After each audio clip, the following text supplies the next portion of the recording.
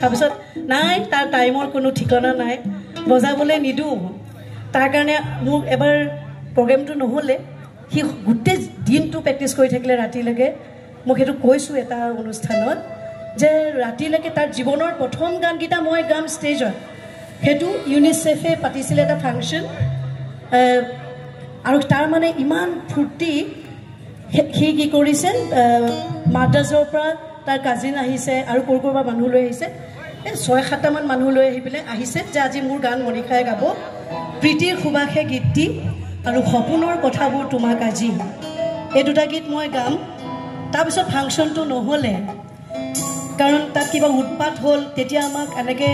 গাড়ীৰে লৈও নাযায় থৈও নাযায় সেইকাৰণে মই গমো নাপালোঁ আমাৰ ঘৰত তেতিয়া ফোনো নাছিলে